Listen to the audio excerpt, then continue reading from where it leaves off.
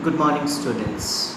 In today's class, we will start with the second chapter of Snapshot, The Address, written by Maga Minko.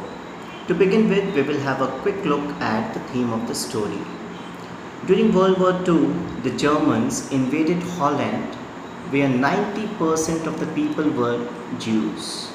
Many of the Jews fled in fear to the other countries. Thousands were imprisoned in concentration camps. A woman and her little daughter had also to leave their home. The woman left all her things with a woman who was known to her. After some time, the woman died. However, her daughter remembered the place where she used to live with her mother. Long after the war got over, she came to the town where she used to live with her mother. She went to meet the woman with whom her mother had left all her belongings. But the woman refused to recognize her because she did not want to return the things she had taken. Then she gives up the idea of getting them back again and decides to leave all of them behind with her. She resolves to forget the address where those belongings lie in unpleasant surroundings. Dear students, for your convenience, I have divided the entire chapter into different segments. And the very first one is when Mrs. Torlings shows indifferent attitude towards the narrator. Right at the time when the story starts, the narrator knocked at the door of a house, but the door was opened only a little later. She asked the owner if she knew her. The narrator told her that she was Mrs. S.'s daughter, but the owner of the house, Mrs. Torling, denied knowing her. Mrs. Torling's face gave absolutely no sign of recognition as she kept staring at her without speaking any word. The narrator thought that perhaps she was mistaken and had rung the wrong bell. Then the narrator got a glimpse of her mother's green knitted cardigan, which Mrs. Torling was wearing. This confirmed to her that she had reached the correct address. But Mrs. Torling excused herself by saying that she could not talk to the girl that day and she should come again later.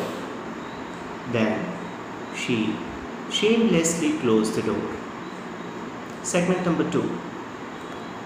Someone else was watching the narrator from the window. The narrator stood for some time on the steps even after the door was closed. Someone was watching her from the bare window. The girl presumed that someone other than Mrs. Torling must be watching her and must have asked why the narrator came there. Segment 3. The narrator remembers what her mother had told her. After this refusal, the narrator walked back to the station thinking about her mother. Her mother had given her Mrs. Torling's address years ago. It had been in the first half of the war. The narrator's mother told her about Mrs. Torling, an old acquaintance. She also informed her that every time when Mrs. Torling came, she took something home with her. The reason Mrs. Torling gave for her actions was that she wanted to save all the good things, as the narrator's mother would not be able to save everything if they had to leave suddenly. And why they had to leave? Because at that point of time, Hitler's army had invaded Holland and that had forced the Jews to leave the city. The narrator's mother had accepted the idea of allowing Mrs. Torling to take away her possessions. She was rather obliged towards Mrs. Torling that she was caring and carrying such heavy luggage every time she visited. as it was really risky during the war. Segment number 3. The narrator remembers when she met Mrs. Torling. The narrator arrived at the station without having paid much attention to things on the way. She was walking in familiar places again for the first time since the war got over. She did not want to upset herself with the sight of streets and houses full of memories from a previous time. In the train, she remembered the first time when she had seen Mrs. Torling. It was the morning after the day her mother had told her about Mrs. Torling, who was wearing a brown coat and a shapeless hat. The narrator had asked from her mother if she lived far away, as she was carrying a heavy case. Her mother told her that Mrs. Torling lived at number 46 Manconi Street. Segment number 4. Initially, the narrator was reluctant to see the family's old belongings. The narrator had remembered the address, but waited a long time to go there. Initially, after the war was over, she was not interested in all their belongings lying with Mrs. Torling. She was afraid to see the things that had belonged to her dead mother. She did not want to see their belongings lying in Mrs. Torling's house in boxes and cupboards and needing to be put back in their old place again. She was scared that the things might make her very nostalgic. But gradually her life became normal again, and one day she became curious to know about all the possessions.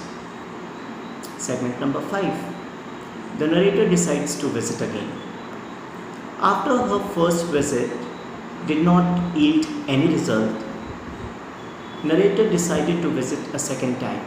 This time, a girl of about 15 opened the door, as her mother was not at home. The narrator asked about Mrs. Torling. She was told that Mrs. Torling was not at home. She followed the girl along the passage. She noticed an old-fashioned iron candle holder which they never used. They went into the living room. The narrator was horrified. She found herself in the midst of their old belongings, but they oppressed her as they were kept in strange surroundings and in a very tasteless manner. She was hurt to see her family's belongings lying in a tasteless way, with the ugly furniture and muggy smell. The tablecloth, the silver cutlery, and even the still life showing the apple on the tin plate belonged to her family. Segment 6. The narrator's keen observation of Mrs. Torling's daughter. The narrator was keenly observing the girl, who had a broad back similar to that of Mrs. Torling. The girl was placing teacups for tea to be served. She was pouring tea from a white teapot which had a gold border on the lid, and then she took out some spoons from the box. All this crockery and cutlery belonged to the narrator's family. But perhaps the girl was not aware of this fact. She cracked a joke about eating dinner in those antique plates. The narrator also found a burn mark on the tablecloth. The narrator indirectly hinted to the girl that they miss things which are either missing from their original place or have been loaned to somebody. Next segment. The narrator remembers about polishing the silver outlay. The narrator remembers a time when her mother was alive and the narrator was at home, either both or ill. Her mother asked her to polish the silver cutlery. She was surprised to hear that the cutlery that they were using was made of silver, and even Mrs. Torling's daughter was surprised to hear that they were using silver cutlery for everyday eating. The last segment, the narrator's final resolution. Finally, the narrator decided that she could not stay there anymore. The address was correct, but the narrator did not want to remember it anymore. She felt that the objects were linked to a memory of a time which no longer existed. they had lost their value in the strange surroundings.